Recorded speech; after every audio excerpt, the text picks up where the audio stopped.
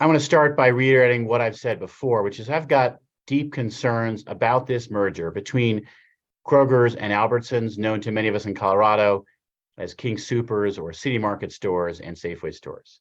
The concerns are related to consumers who are already concerned about the prices they're paying at the grocery store and the possibility of prices going up, of stores closing and increased food deserts, of workers who are concerned about if stores are closed, what that means for their jobs, and entrepreneurs and small businesses who are worried about will they have access to shelf space. In the course of the merger review, we will be investigating each of these concerns very carefully. And it's important that we hear from the people of Colorado.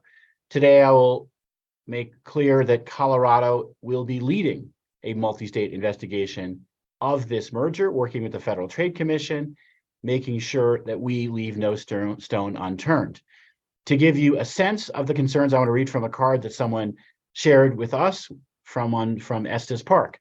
Please do all you can to prevent a grocery monopoly. Our Safeway is already the highest priced store in the chain due to our seasonal tourist season. If Albertsons and Kroger's merge, it will only get worse. Thanks for your consideration. We want to invite the public to share their views with us, and we will be planning a tour to hear from citizens directly with regard to this merger, so that people have the stats.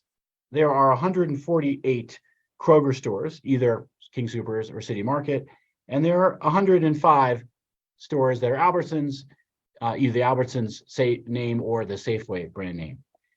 We know that there are many communities where these stores compete head to head.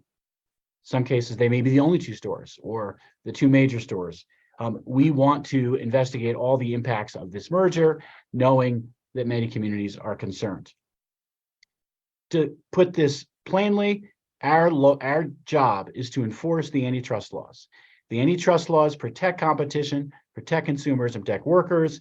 We have both the Colorado Antitrust Act as well as the federal antitrust laws that we're charged with enforcing. We take that responsibility very seriously. I also want to make sure that we have the chance to implement an effective remedy if we find harms. That's why today I am also announcing that we are filing a brief, and have just filed a brief in the state of Washington on the matter of a special dividend that Albertsons has intended to distribute to certain shareholders. This is a $4 billion special dividend. If they are able to give this dividend, we are deeply concerned that it will give rise to prejudice to any ultimate remedy. This is not a hypothetical concern. In a prior merger between Safeway and Albertsons, there was, in effect, an undermined remedy because the stores that were divested from the merged entity ended up going bankrupt because, yes, special dividends to shareholders and undercapitalized stores.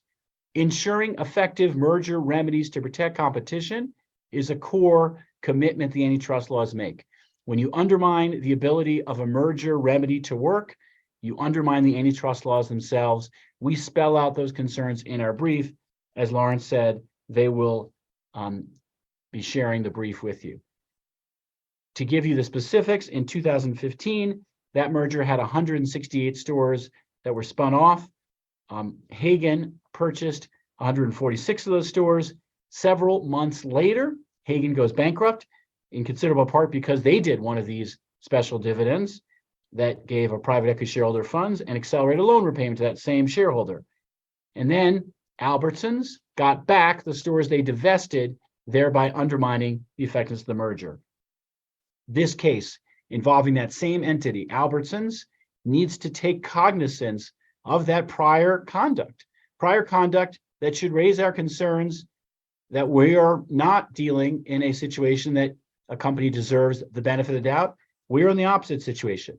We should be concerned that if they're able to take money out of the company, leave it poorly capitalized, it could undermine the ability of that company to compete, given that we already have a somewhat concentrated market because of that merger and the failed remedy.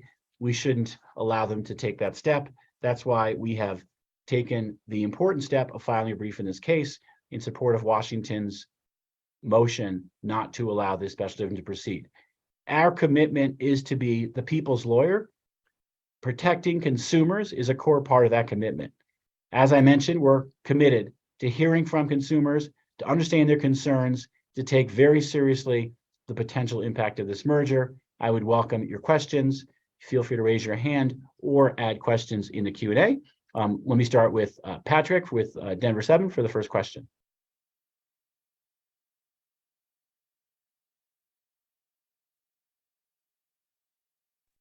Hello, can you hear me now? I sure can.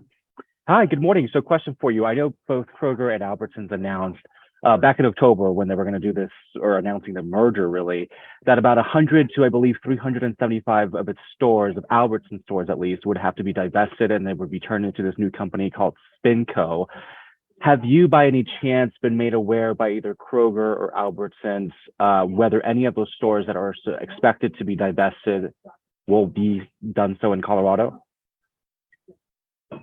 I'm not going to get into specifics of any conversations that have either happened or have yet to happen with the company.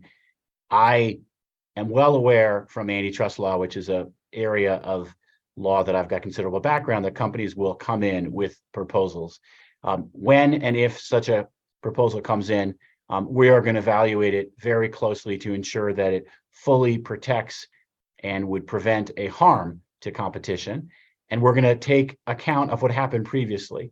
Again, the past remedy involved the Safeway Albertsons merger, where they did spin off a number of stores, ended up reacquiring those stores.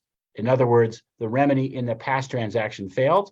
So my scrutiny of any proposed remedy in this transaction is going to have to include, why is this time different?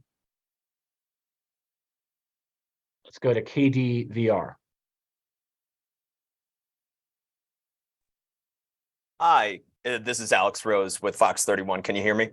Sure can, Alex. Thank you. Wonderful. Thank you so much for having this press conference. In our analysis, just looking at the local market share, if we combine King Soopers and Safeway, it would create a 45% share of all grocery stores in Colorado. Are you aware of any other states that would have that high of a share? And could you just, I may have missed it at the beginning of this press conference, but which other states are joining you in this effort for the multi-state investigation? So you didn't miss it, Alex. I did not talk about other states that would be heavily affected, nor did I talk about what other states in investigation.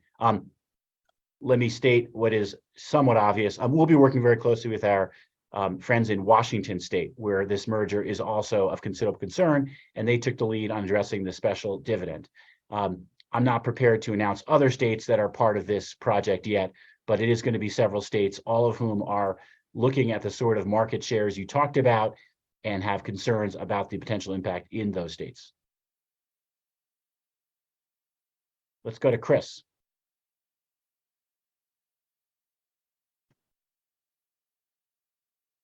Hi, can you hear me? I sure can, Chris. Hi, so I'm with KSJD, and my question is, how do you think the merger will impact rural Coloradans like those in Cortez, especially since in Cortez we only have 3 grocery stores, and if the merger goes through, 2 of them will be owned by the same company? Chris, I've already heard from parts of rural Colorado. I mentioned Estes Park as one example, but Cortez is another one. This is, for many consumers, a very scary scenario, because you mentioned 3 grocery stores, and the 2 largest may well be a King Soopers and a Safeway.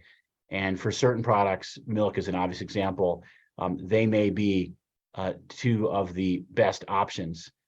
We are going to look super closely at these concerns, and we are vigilantly going to be committed to protecting the competition that exists today and not to allow this merger to undermine that competition in a way that does lead to higher prices for consumers. And part of the tour that we're going to set up will focus on touching those rural communities which are remote. It is not plausible to tell someone in Cortez, oh, you could drive to Grand Junction for an alternative supermarket. That's just not plausible.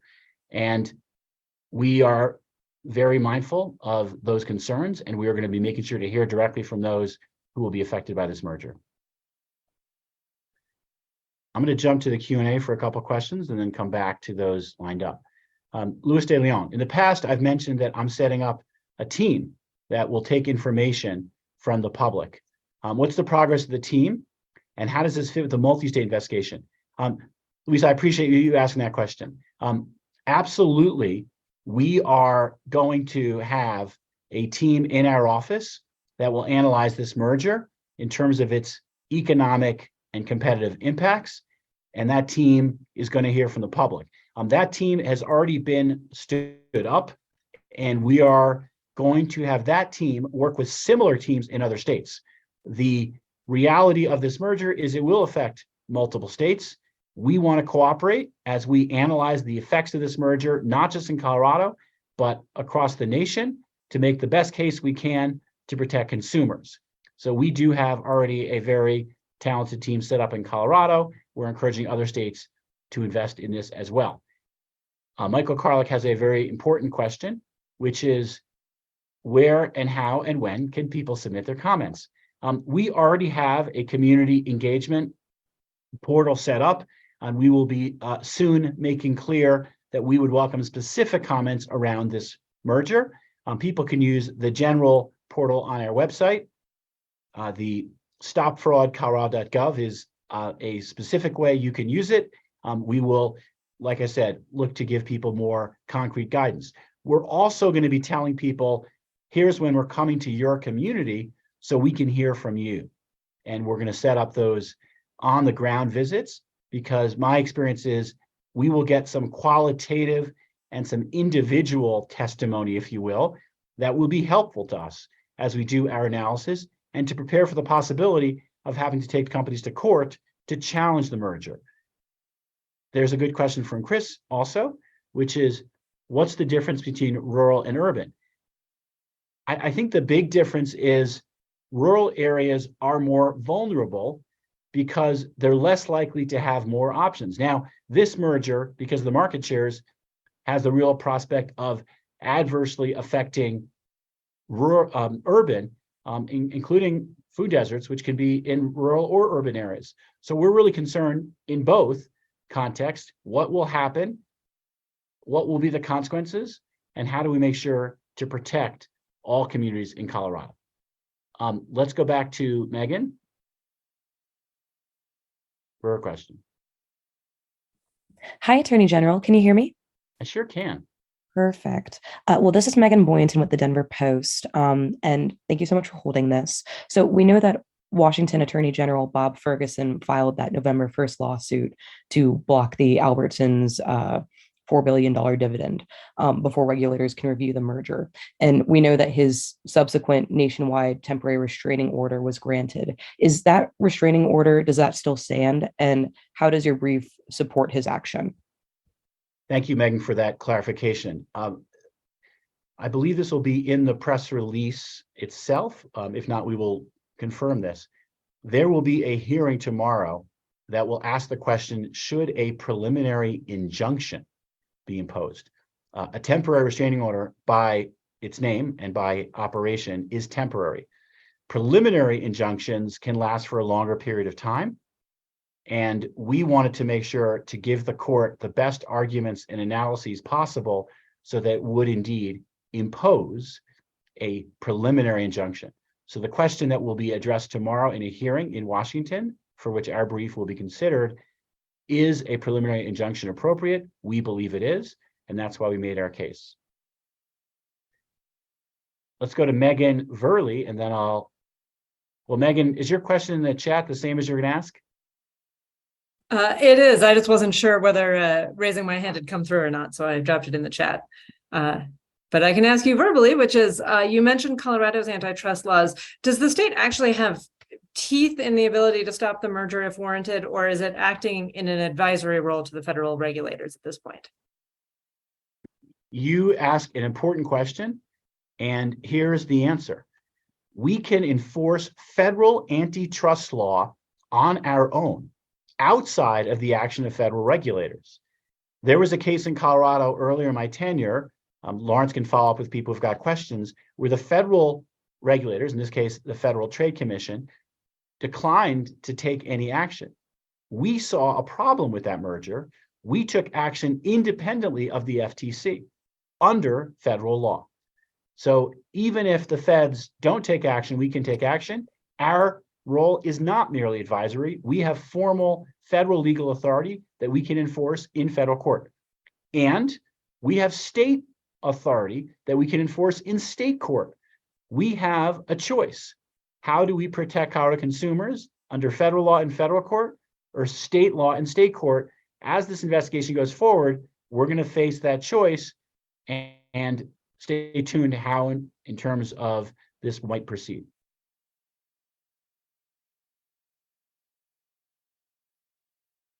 I think Alex's next question is, do I know where the FTC is?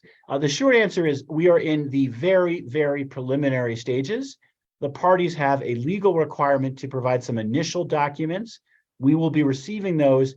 Then the next step is what often is called discovery, where there are more specific requests for all sorts of documents and analyses. That will help us make our judgment on the legality of this merger and whether it harms consumers and competition. So this is still in the very early stages, and there's still a lot of work ahead of us.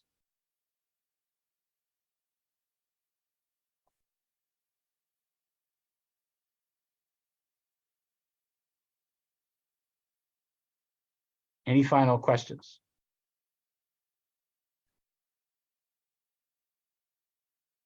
Seeing none, we stand ready to give you more information as you're working to explain what this merger is about and what our role is. We are excited to be leading this multi-state effort. We are committed to protecting Colorado consumers and hearing directly from consumers all across the state. We will be announcing more specifics about that tour, as well as how consumers can specifically address their concerns on this merger so their views can be taken into account. This process will take some time. The companies have suggested this could take the whole year, knowing that there's a lot of work to be done. We are committed to protecting an ultimate remedy, which is why we are now involved in this Washington case to prevent a special dividend that we believe would harm consumers by limiting the ability of courts to impose effective remedies later. You can read our brief making those arguments. We've been active in this area before. I mentioned a prior case in Colorado Springs where we took an action in a merger above and beyond anything the Federal Trade Commission did. We're also leading the case against Google for violating the antitrust laws that is set to go to trial next September. We will provide more details on all these antitrust matters. Feel free to follow up. You should now have the press release and the brief. We thank you for your time and your interest.